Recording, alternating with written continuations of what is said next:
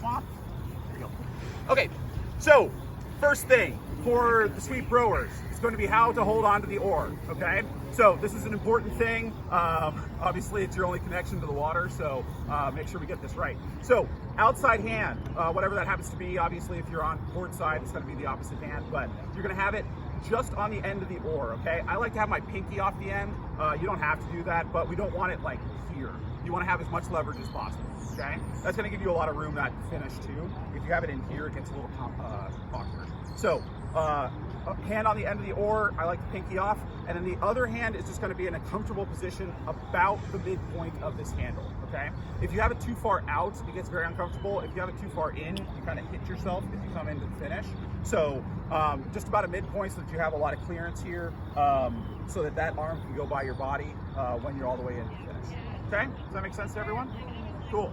So next thing that we're going to talk about is safety position, okay? This is the position that you want to be in if you are not rowing, okay? Obviously this is a little bit of repeat for some people, but it's really important. So when you are in the safety position, you've got one hand on the outside of the oar, okay? You're going to come up to about half slide, and you're going to reach over with your other hand and grab the gunnel or the rigger in front of you, okay? This is super stable, and as you can see, I've got this oar resting on my leg.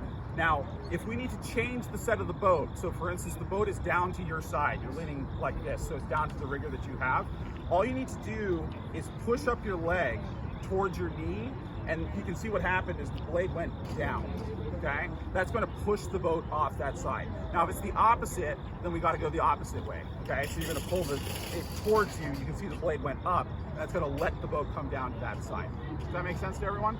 So, again, outside hand on the oar, coming up to half slide, have it rest on your leg, reach over and grab the gunnel or the rigger in front of you, okay? Nice and stable there. The next thing that we're going to talk about is transitions really quickly, okay? So when the call is going to be made, it's going to be into your pair out, another pair in, okay? So it could be stern four, it could be bow four, it could be whatever. So listen for whatever your pair is. When Mary goes over the boat, we'll make sure that everyone knows exactly where they are, because it's maybe new to you. But when we're doing this, when you hear the call, it's going to be into bow pair in, stern pair out. Pretend I'm in stern pair, in bow pair. So I'm sitting in safety position. On one, we put both hands on the oar. On two, we come to the finish blade flat, okay? At that point, everyone will be at the finish, because the people that are taking the stroke will be in one, two at the finish, and you will also be at the finish because you just got to that position, okay? So that means that everyone is in the same position, and all you have to do is just start rowing from there, okay? Now, if you are the person that's coming out, so you're gonna take your two strokes, it'll be one, two, immediately come to the safety position, okay? And it's just one smooth motion. The goal there is to keep the boat as stable as possible. Does that make sense to everyone? Cool. So today we're going to be working on the finish in particular. We went over this a little bit on our aborted practice on Monday, but today we are going to be continuing working on that. So the finish in our stroke style is going to be in a nice upright position, hands all the way into the body, blade flat on the water, okay? So we are not going to do a down and around motion in order to get the blade out at the finish.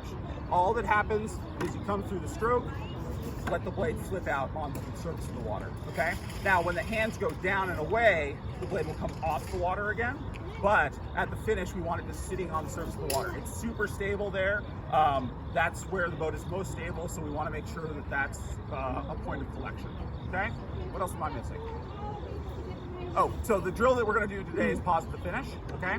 So you're going to come through, and it will be, take the stroke, pause at the finish, blade will be on the water, and then the call will be row. You'll have the hands come away, body come over, come on up and take the stroke. We're going to do that every stroke. That'll obviously be on Mary's call in the 8, but that's the gist for the sweep boat. Does that make sense? Yeah. Can you demonstrate what it is to hold water? Yes. So if we need to change direction, so if we're trying to turn in one direction or the other, and Mary says ports hold, okay, all you're gonna do is you're going to flip your blade like this and put it in the water kind of gently, okay? You don't need to shove it in and then have yourself get thrown out of the boat. So it's going to be put the blade in the water and then just kind of let it drift a little bit. It'll drag that side of the boat and it'll turn you around that pivot point, okay? So anyone that's in the 8, you wanna read out the lineup here? Yeah. Oh, there's cell phone. Hi, are you Amanda? Oh, okay. Did you sign up for the... Oh, okay, good. In the 8, we have Paula, Blake, Jeremy, Austin, Alex. 3's empty. We had to move some people around. Deb in 2 and Judy in bow. So Justine, are you part of the foundations?